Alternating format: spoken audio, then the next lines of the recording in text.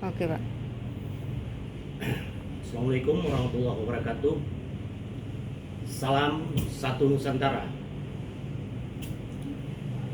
Di sini saya ingin menyampaikan sedikit tips saat terakhir tahapan pemilu.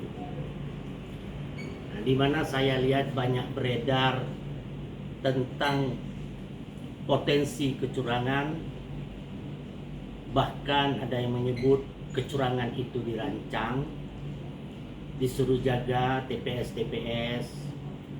Sini saya akan menjelaskan bahwa kecurangan di TPS atau di setiap tingkatan pelaksanaan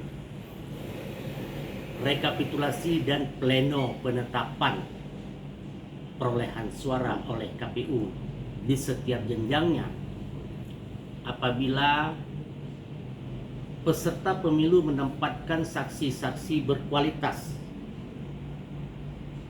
Saksi berkualitas yang dimaksud dalam undang-undang bahwa saksi itu dari kader partai politik. Orang menjadi kader partai politik itu karena dia sepakat, sepaham, dan sejalan dengan visi misi partai politik.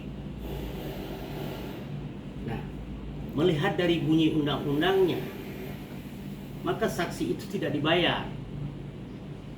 Ingat, saksi tidak dibayar. Saksi itu kader. Nah, kalau ada yang bertanya, siapa saja peserta pemilu? Peserta pemilu itu pertama partai politik. Yang kedua, itu adalah pasangan calon presiden dan wakil presiden. Yang ketiga, calon anggota Dewan Perwakilan Daerah atau DPD. Jadi ada 3 peserta pemilu. Apabila mereka menempatkan saksi berkualitas di setiap TPS, maka tidak mungkin bisa dilakukan kecurangan. Karena kalau dibilang kecurangan, siapa yang melakukan kecurangan? Dokumen itu semuanya dikelola dan dipertanggungjawabkan oleh penyelenggara pemilu. Dalam hal ini, penyelenggara pemilu tingkat terendah di desa-desa itu adalah KPPS.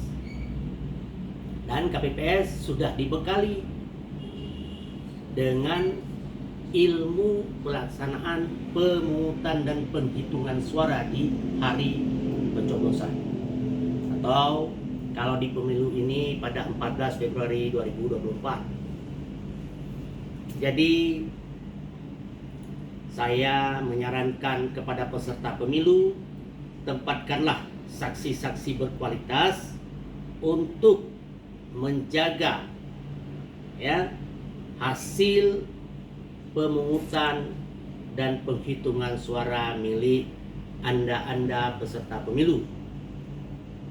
Ingat, kalau Anda tidak mempunyai saksi berkualitas dan belum apa-apa, Anda sibuk nyanyi atau mengadu ke media.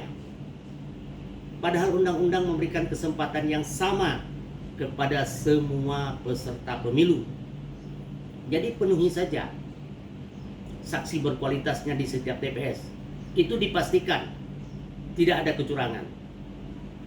Karena kalau ada kecurangan, saksi-saksi Anda itu akan mengisi form keberatan saksi dan tidak menandatangani sertifikat form C1 yang ada di TPS-TPS. Dasar dari form keberatan saksi tersebut itulah yang dapat digunakan di tingkat selanjutnya, apakah di kecamatan, kabupaten, provinsi sampai dengan pusat, sebagai bahan yang digunakan untuk jadi acuan merubah hasil penghitungan suara karena ada keberatan saksi yang dilakukan oleh saksi-saksi Anda peserta pemilu.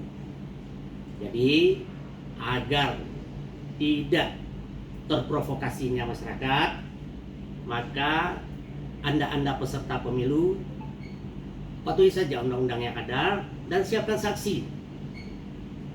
Jangan Anda tidak menyiapkan saksi lalu Anda berteriak tentang kecurangan. Ya, biarkan rakyat yang menilai kesiapan Anda ketika Anda masuk ke dalam proses kompetisi demokrasi ini. Jadi sekali lagi, agar kita tidak terhasut, kita tertipu dengan berbagai macam meme-meme yang diedarkan saat ini, ya, berita-berita sepenggal tentang kecurangan. Karena semua berpotensi untuk berbuat curang dan semua berpotensi untuk menjalankan sesuai amanah undang-undang. Kalau seluruh peserta pemilu mematuhi ketentuan undang-undang, maka Anda sudah memenuhi kualifikasi dan kualitas berdemokrasi di negara Republik Indonesia. Jadi jangan menggunakan kata-kata damai, kata-kata jujur dan adil, dan berbagai macam istilah hanya untuk mendapatkan simpati, tapi praktekkan undang-undang. Karena saksi Anda yang berkualitas di TPS-TPS, ya, akan membuat penyelenggara pemilu pun menjadi penyelenggara pemilu yang berkualitas karena kemampuan saksi-saksi Anda. Selanjutnya, tinggal terserah kepada Anda peserta pemilu, pernahkah Anda merekrut saksi kader partai politik untuk mendapatkan kualitas dan kualifikasi sebagai saksi. Apabila hal tersebut tidak saudara lakukan, maka jangan Anda memprovokasi masyarakat dengan berbagai macam tuduhan atau khayalan Anda, sementara Anda diberikan kesempatan oleh undang-undang untuk Anda siapkan saksi berkualitas di setiap tingkatan.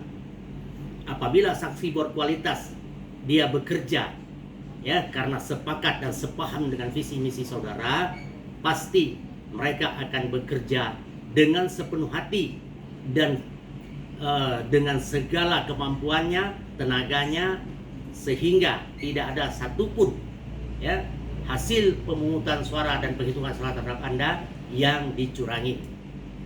Semoga apa yang saya sampaikan ini bisa menjadi bahan masukan menjelang 2 hari lagi pencoblosan, sehingga tidak ada fitnah dan berbagai macam berita hoaks, dan pemilu berjalan aman damai, Indonesia bisa bangkit dan kita bisa bersatu bersama-sama, kita membangun negeri ini tanpa kebencian, karena hanya dengan nilai-nilai kebaikan, kebersamaan kita bersatu, kita bisa bersatu dan kita bangkit bersama-sama untuk Indonesia jaya.